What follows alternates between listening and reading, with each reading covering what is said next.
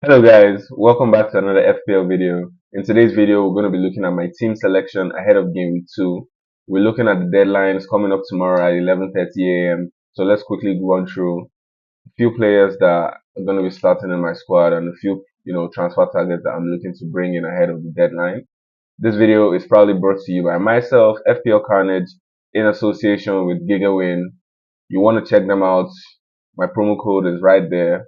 Link is going to be in the description. Do check them out. So let's get right into it, guys. In goal, I'm going with Nick Pope.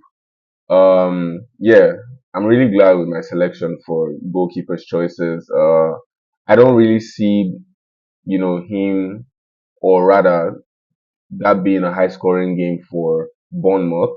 Um, I do fancy him to get a few save points, possibly a clean sheet. The Bournemouth attack haven't looked as sharp as they would since they lost Solanke. I don't know if Evan Nilsson, their new striker, is going to be involved in the game against them, but I do fancy Pope to get a few point returns from there, either from clean sheets or save points or both. But yeah, Pope is going to be my starting goalkeeper going into game week 2. I've already made one transfer, which was Kwanzaa to Robinson. He's going to be playing Leicester City at home.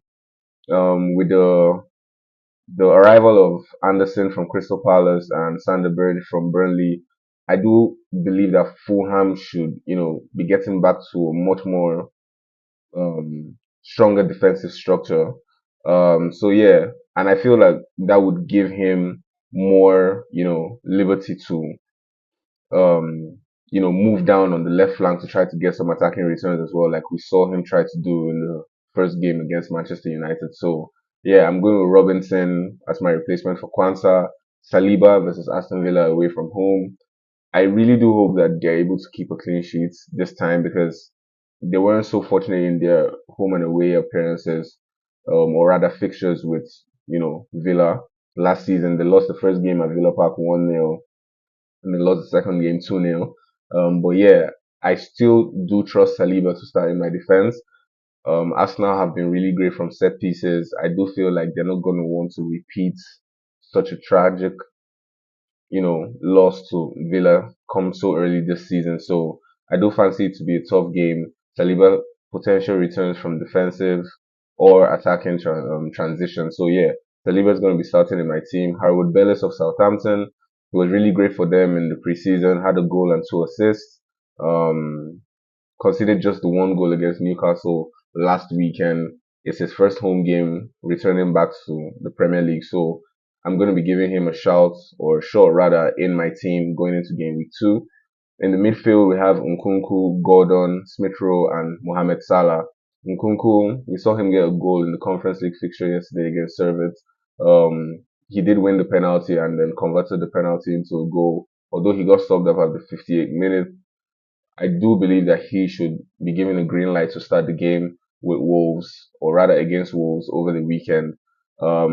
If we see him playing his natural position, I do believe that he has the potential to actually begin to produce the attacking returns that we're expecting from him. Gordon has a decent record against Bournemouth. I'm going to be backing him, although we didn't really see him return so many points away from home last season, but I'm going to be giving him another shot in my team. Smith Rowe, this is his first home game, for his new club, playing in number 10 position as an attacking midfielder. So I do fancy Fulham to go into this fixture trying to, get as much as they can from it. Um, yeah, Smith Rowe, hopefully he gets the start, plays in the central position, a central attacking position, and is able to nick a few points before he gets subbed off because I feel like there's going to be a lot of rotation in the Fulham midfield.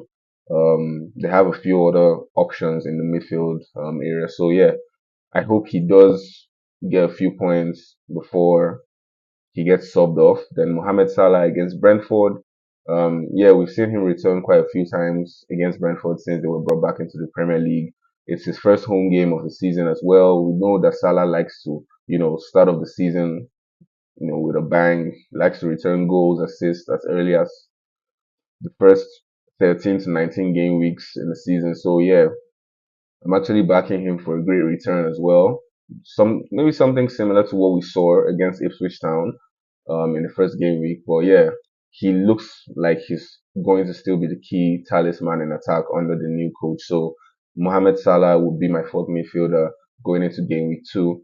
Up in the attack, we have Alexander Isak. I'm going to continue to keep faith that the game against Southampton wasn't as high scoring as we expected due to the red card, which I believe is actually true. Isak's form isn't dependent on home or away fixtures. We saw him get a lot of points home and away.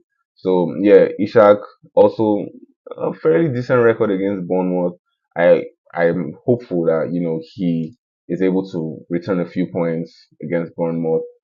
Solanke, my second attacker, we heard some news from the press conference today that he had a slight ankle injury and he may not be featuring in the game against Everton. Possibly will be looking to have Solanke back after the international break, which is around game week 4. So I haven't really settled on what I'm going to do, but I am considering moving from him to another attacker, probably Muniz or Mateta. I think I may end up going Mateta because I feel like that Crystal Palace West Ham fixture is actually a fixture to target because I feel it has the potential for high scoring, to be a high scoring fixture. And I feel Mateta is going to get a lot more minutes because he has had a full week to train properly and get integrated back into the squad after the Olympics. So him and Muniz are on my radar. I would make my final decisions before the deadline, but those are the two I'm eyeing up currently as my key replacements for Solanke. And then the last person in my attack is Erling Haaland. He's going to be playing against Ipswich Town. We saw him get off the mark against Chelsea, scoring the opening goal for Man City.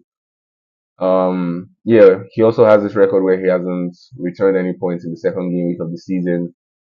I don't think he's going to want to keep that record running. I do back him to get something out of this game. Not saying it's going to be a hat trick or anything explosive like that, but I do hope that he does explode against Ipswich Town. He's also going to be my captain going into game week 2. My vice captain is going to be Alexander Isak. And on my bench, I have Fabianski of West Ham. I have Mikolenko going away to Tottenham. I could easily bring him in instead of, taking the -4 to take Solanke out. But I just don't trust Everton's defense and seeing them get run through the way they were when they played against Brighton in the first game week didn't really give me a lot of confidence in their defense. So that's why I'm kind of leaning towards moving on from Solanke. Faiz, my second defender, Sangare, third defender playing against Southampton. Basically, this is how my team looks at the moment. I don't think there's going to be any major change aside from either making the decision of whether to move on from Solanke or just go ahead and start one of my defenders between Mikolenko and Faiz. But this is what my team looks like going into game week 2. So yeah, if you have any questions, please do well to leave them in the comment section.